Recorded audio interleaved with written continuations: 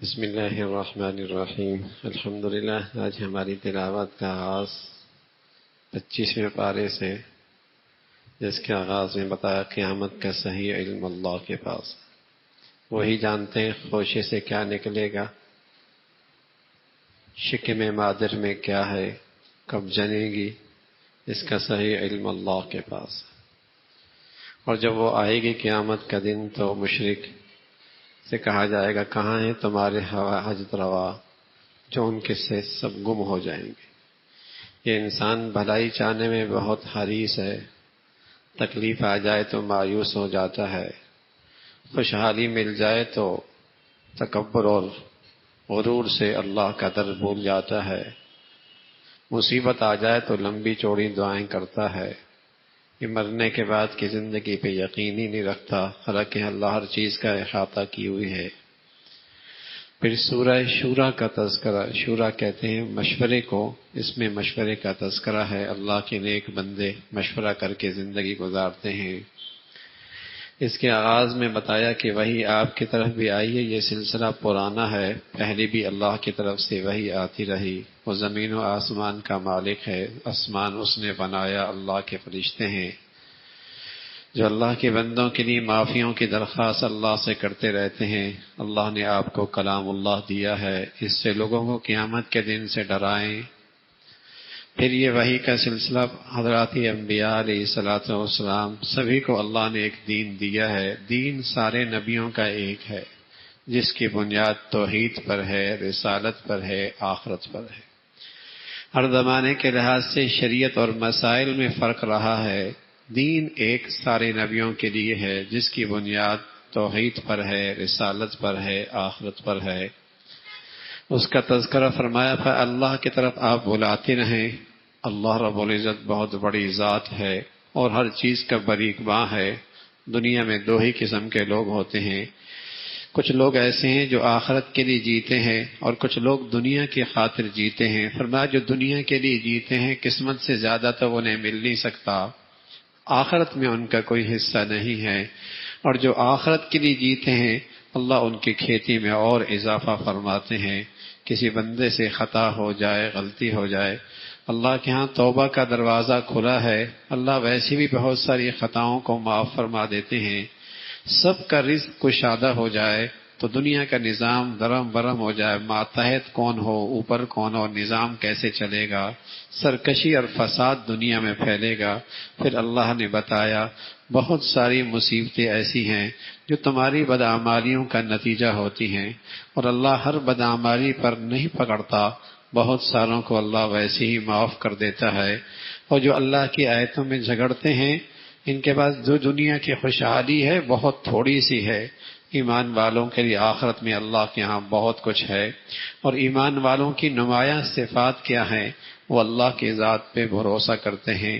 کبائر سے بچتے ہیں اور بے حیائی سے بچتے ہیں، نماز قائم کرتے ہیں، اللہ کا دیا ہوا میں سے خرچ کرتے ہیں، اور معاملات اپنے اہل مشورے سے مشورہ کر کے طے کرتے ہیں، برائی کا بدلہ انصاف کے ساتھ دیتے ہیں، زیادتی نہیں کرتے، ہاں معاف کر دینا بڑی ہمت اور حوصلے کی بات ہے۔ یہ ایمان والوں کی صفات ہیں، اس کا تذکرہ فرمایا۔ پھر اللہ کی قدرت ہے، سارا زمین و آسمان کا نظام اسی کی اختیار میں ہے، جسے چاہے اولاد دے دے، نرینہ دے دے، اور جسے کہیں کہ بیٹیاں دے دے، اور چاہے تو کچھ بھی نہ دے، اور چاہے دونوں دے دے، یہ اس ذات کا اختیار ہے، اولاد کا دینا نہ دینا اس کے اختیار میں ہے۔ اللہ اپنے پیغمبر کی طرف پیغام بھیجتے ہیں، کبھی تو براہ راست بات کرتے ہیں، کبھی انسان نما فرشتہ آپ کی خدمت میں آتا ہے، کبھی پردے کے پیچھے اللہ اپنے پیغمبروں سے بات کرتے ہیں، وہی کا یہ مختلف انداز ہے۔ پھر سورہ زخرف ہے، قرآن کی عظمت کا تذکرہ، اور پھر اللہ کی بڑائی، زمین و آسمان کا یہ نظام اللہ نے بنایا ہے، سواریاں ہیں، جانور ہیں، اللہ نے ان کو تمہارا تابع کر دیا، اور جب تم ان پہ سوار ہو تو اللہ کا شکر بجا لاؤ، اور سفر کی دعا پڑھو، سواری کی دعا پڑھو، سبحان الذی سخر لنا ھذا، یہ سفر کی دعا نہیں ہے، یہ سواری کی دعا ہے، سبحان الذی سخر لنا ھذا وما كنا لمقرنین، کہ آپ علیہ اللہ آپ نے ہمارے لیے یہ سواریاں مسخر کر دیں، ورنہ ہماری طاقت نہیں تھی، آپ کی یہ مہربانی ہے۔ اور اس سفر کی دعا، اس سفاری کی دعا میں ایک اور بات کی یاد دہانی بھی کرائی جاتی ہے کہ دیکھو یہ تم اس سواری پہ مختصر سا سفر کرنے جا رہے ہو، ایک لمبا سفر بھی تمہیں درپیش ہے، وہ مرنے کے بعد کی زندگی کا سفر بھی ہے، اس کی یاد دہانی بھی اس دعا کے اندر موجود ہے۔ اور پھر مشرکین کا نظریہ کہ وہ اللہ کے لیے بیٹیاں ثابت کرتے ہیں، حالانکہ جب انہیں بیٹیاں مل جائیں تو منہ بناتے ہیں اور ان کے چہرے سیاہ ہو جاتے ہیں اور ان کے چہروں پہ ناگواری آ جاتی ہے، اس کا تذکرہ فرمایا۔ پھر حضرت ابراہیم علیہ السلام جو موحد اعظم ہیں، اللہ کی توحید کی دعوت دینے والے تھے، رسول اللہ صلی اللہ علیہ وسلم بھی اسی جسے کہیں کہ ابراہیم علیہ السلام کی دعاؤں کا نتیجہ ہے۔ اور اللہ نے جب آپ کو پیغمبر اور رسالت دی تو مشرکین مکہ کہتے تھے نہ ان کے پاس کھانے کو ہے بھی یتیم، ہیں بھی فقیر، اور ان کو اللہ نے رسالت کیسے دے دی؟ مکہ کے بڑے بڑے سردار موجود تھے اور طائف کے بڑے بڑے زمیندار موجود تھے، ان میں سے کسی کا انتخاب کرتے تو اللہ کہہ رہا ہے کہ معاش کی تقسیم بھی اللہ کی مرضی سے ہے، رسالت بھی اللہ کی مرضی ہے، جسے چاہے اللہ رب العزت عطا فرما دے۔ فرمایا بری صحبت آدمی کو اچھائیوں سے محروم کر دیتی ہے اور اللہ کی یاد سے محروم کر دیتی ہے۔ حضرت موسیٰ علیہ السلام کا تذکرہ، معجزات لے گئے، لیکن فرعون اسے اپنی اقتدار پر اور اپنی خوشحالی پر اور اپنی اسباب و وسائل پر بڑا فخر اور غرور تھا، کہتا تھا مصر کا حکمران میں ہوں، نہریں میرے قابو میں ہیں، نظام سارا میرے اختیار سے چلتا ہے۔ اور رسول موسیٰ علیہ السلام جن کی زبان کے اندر فصاحت بھی کوئی نہیں، اس انداز سے اس نے اعتراض کیا، اس کا تذکرہ فرمایا، پھر کس طرح اللہ رب العزت نے اسے ہلاک کیا اور عبرت کا نشانہ بنایا۔ حضرت عیسیٰ علیہ السلام بھی اللہ کے قدرت کے شہکار ہیں، بغیر باپ کے صرف حضرت مریم کی اولاد بنے اور اللہ رب العزت نے انہیں رسول بنایا، وہ بھی توحید کے علم بردار تھے اور اللہ کی توحید کی دعوت دینے والے تھے۔ پھر اللہ رب العزت نے فرمایا بری صحبت اور برے دوست کل قیامت میں دشمنی کا باعث بنیں گے، اور نیک دوست اور نیکی پہ لے کے آنے والے یہ دوستی کل قیامت کے اندر بھی کام آئے گی۔ اور جنت کی نعمتوں کا تذکرہ ہے، جہاں اللہ رب العزت انہیں نعمتوں سے نوازیں گے، مسیحریوں پہ بیٹھے ہوں گے، چہروں پہ تر و تازگی ہوگی، اور ان کے پاس مختلف قسم کے مشروبات ان کے سامنے پیش کیے جائیں گے، اس کا تذکرہ فرمایا۔ اللہ بہت بڑی ذات ہے، زمین و آسمان کا نظام اسی کے پاس ہے۔ پھر سورہ دخان کا تذکرہ ہے، دخان کی ابتدا میں اس بات کا تذکرہ فرمایا کہ یہ رات بہت بڑی برکت والی ہے، وہ شب قدر ہے جس کے اندر اللہ رب العزت نے قرآن مجید اتارا۔ یوں تو قرآن مجید زمین پہ 23 سالوں میں آیا، لیکن آسمانی دنیا پر، اوپر سے آسمانی دنیا پر اس رات کو اللہ رب العزت نے نازل فرمایا، اور اس رات میں اللہ رب العزت سال بھر کے فیصلے بھی فرماتے ہیں، اور یہ رات بڑی برکت والی ہے، اس کا تذکرہ فرمایا۔ پھر دخان اللہ کے عذاب کی ایک شکل ہے، اس کا تذکرہ۔ پھر بنی اسرائیل کو حضرت موسیٰ علیہ السلام رات کے اندھیرے میں اللہ کے حکم کی وجہ سے لے کے چلے اور فرعونی لشکر نے اس کا پیچھا کیا، لیکن اللہ نے انہیں نجات دی اور انہیں غرق کر دیا۔ یہ بڑی عبرت کی چیز تھی، اس کا تذکرہ فرمایا۔ پھر جنت کا تذکرہ ہے کہ ایمان والے اور متقی لوگ ایسی مقام پر ہوں گے جہاں امن ہوگا اور جہاں اطمینان ہوگا، اور وہاں ان کے لیے ریشم کا لباس ہوگا، باریک بھی اور موٹا بھی۔ اور پھر اللہ رب العزت زندگی کی ساتھی خواتین حوریں ان کا تذکرہ فرمایا۔ اور سب سے بڑھ کر یہ ساری نعمتیں کوئی مہینے اور کوئی سال اور ایک صدی کے لیے نہیں، فرمایا وہاں موت کو بھی موت آ جائے گی، پھر موت کوئی نہیں آنی، وہ ان نعمتوں کا تذکرہ فرمایا۔ قرآن میں جنت کا تذکرہ بھی کثرت سے ہے، جہنم کا تذکرہ بھی کثرت سے ہے، ترغیب بھی ہے، ترہیب بھی ہے۔ تربیت کی یہی دو بنیادیں ہیں کہ کسی چیز سے ڈراؤ بھی اور کسی چیز کا شوق بھی دلاؤ۔ اگر ہم اپنی پوری زندگی دیکھیں تو ہماری پوری زندگی میں جتنی حرکتیں ہیں، جتنی حرکات ہیں، اس کے پیچھے یہ دو چیزیں ہوتی ہیں، یا کسی چیز کی امید یا کسی چیز کا خوف۔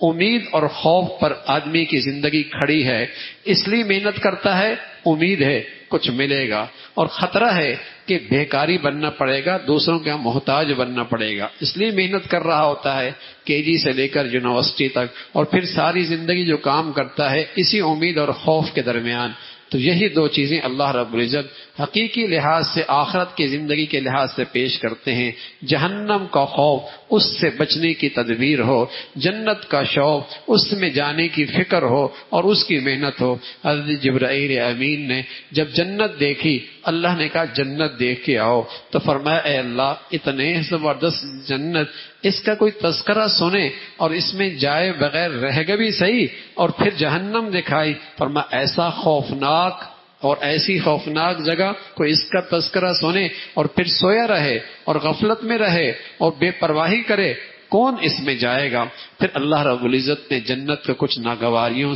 کے پردوں میں چھپا دیا، اور پھر جہنم کو شہوت اور کچھ لذتوں کے پردے میں چھپا دیا۔ اب جبرائیل کہنے لگے مولا اب تو بہت جنت سے محروم ہوں گے، بہت جہنم میں گریں گے، تو بھائی جنت کے راستے میں کچھ تو ناگواری آئے گی نا، کچھ تو ناگواری آئے گی، نفس کو قابو میں رکھنا پڑے گا۔ لیکن وہ ناگواری ایسی ہے جیسے آدمی کو خارش لگ رہی ہو اور ہاتھ روک لے اور خارش نہ کرے۔ ناگواری تو ہوتی ہے، اس وقت خارش میں مزہ آ رہا ہوتا ہے، اس وقت خارش میں مزہ ہو رہا ہوتا ہے، اور ہاتھ روک لینا ناگواری ہوتی ہے۔ لیکن کیا پتا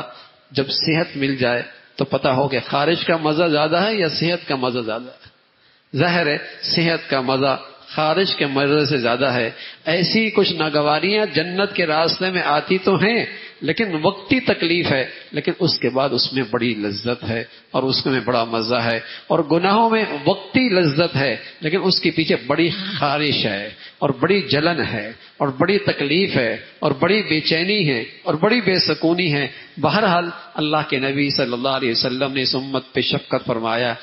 فرمائی اور سارے حقائق اس امت کو بتا دیے۔ اور پھر سورہ جاثیہ ہے، تنزیل الکتاب من اللہ العزیز الحکیم، قرآن کی عظمت کا تذکرہ ہے، زمین و آسمان کے سارے نظام میں اور رات دن کے اس اختلاف میں ایمان والوں کے لیے یقین کا بہت کچھ دلائل اور بہت کچھ حقائق اس میں موجود ہیں، اس کا تذکرہ فرمایا۔ اللہ نے کس طریقے سے اپنی مخلوق کو انسانوں کے لیے مسخر کر رکھا ہے، فرمایا ایک دن آنے والا ہے اور اس دن جب روح قبض ہوگی، لیکن یہ خیال رکھنا نیکی اور بدی کا روح ایک جیسے قبض نہیں ہوگا۔ نیک آدمی کا اور بد آدمی کا، نافرمان کا، دونوں کی روح ایک جیسے قبضہ نہیں ہوگی، اور دونوں قبر سے ایک جیسے نہیں اٹھائے جائیں گے۔ آپ علیہ الصلوۃ والسلام فرمایا کرتے تھے تموتون کما تعیشون وتبعثون کما تموتون، تم ایسے ہی مرو گے جیسے تمہاری زندگی تھی، اور ایسے اٹھائے جاؤ گے جیسے تم مرے تھے۔ گانا سنتے سنتے کوئی مرا تو اٹھے گا بھی اسی حال میں، اور بے نمازی مرا اسی حال میں اٹھایا جائے گا، جس گندگی کے ساتھ مرا اسی حال میں اٹھایا جائے گا۔ اور کوئی سجدوں میں مرا، کوئی تلاوت کرتے ہوئے مرا، کوئی باوضو اور طہارت میں مرا، اور کوئی توبہ اور استغفار کے ساتھ مرا، سبحان اللہ، اس حال میں اٹھایا جائے گا۔ تو فرمایا جیسی زندگی گزاری موت ایسی آئے گی، یہ نہیں زندگی شیطانیت والی اور موت بزرگی والی، ایسا نہیں ہوگا۔ جیسی زندگی ہوگی، کئی ایسے ہیں مرتے ہیں دائیں بائیں، لوگ کلمے کی تلقین کرتے ہیں، وہ کلمہ نہیں کہتا، وہ وہی کہتا ہے جو اس کے دل کے اندر ہوتا ہے، وہی زبان پہ آ رہا ہوتا ہے، اسی کے تذکرے چل رہے ہوتے ہیں۔ تو فرمایا مرنا بھی ایک جیسا نہیں اور مرنے کے بعد اٹھنا بھی ایک جیسا نہیں۔ فرمایا تمہارا کیا خیال ہے کہ نافرمان اور فرما بردار، حلال کھانے والا حرام کھانے والا، با حیا اور بے حیا، اور با نمازی اور بے نمازی، دونوں کا جینا مرنا ایک جیسے ہوگا؟ فرمایا ساء ما یحکمون، بڑا غلط فیصلہ کر، ایسا نہیں ہوگا، بلکہ جینا مرنا بہت مختلف ہوگا۔ دنیا میں اللہ نے امتحان گاہ بنایا ہے، سب ملے جلے رہتے ہیں، کچھ اندازہ نہیں ہوتا، اور بہت سارے لوگوں کو غلط فہمیاں بھی ہوتی ہیں، کون کامیاب کون ناکام، لیکن مرنے کے بعد اور موت اور مرنے کے بعد کی زندگی بالکل مختلف ہے، وہاں فیصلے ہو جائیں گے، اس کا تذکرہ فرمایا۔ پھر یہ اللہ کے نافرمان اور گھٹنوں کے بل اوندا منہ جہنم میں ڈال دیا جائے گا، اور یہ چیخیں گے اور چلائیں گے، لیکن انہیں کہا جائے گا تم دنیا میں ہمیں بھولے تھے اور اس دن کو بھولے تھے، آج ہم نے تمہیں بھلا دیا، آج ہم نے تمہیں بھلا دیا، اس لیے کہ دنیا نے تمہیں غافل کر رکھا تھا اور تمہیں اس دن کی یاد اور اس دن کی فکر اور اس دن کی تیاری کوئی نہیں تھی، آج ہم نے اپنی رحمت سے تمہیں بھلا دیا۔ اسی کا تذکرہ فرمایا۔ اللہ کی تعریف ہے، اللہ کی بڑائی ہے، اور وہی تعریف کے لائق ہے۔ اللہ عمل کی توفیق نصیب فرمائے۔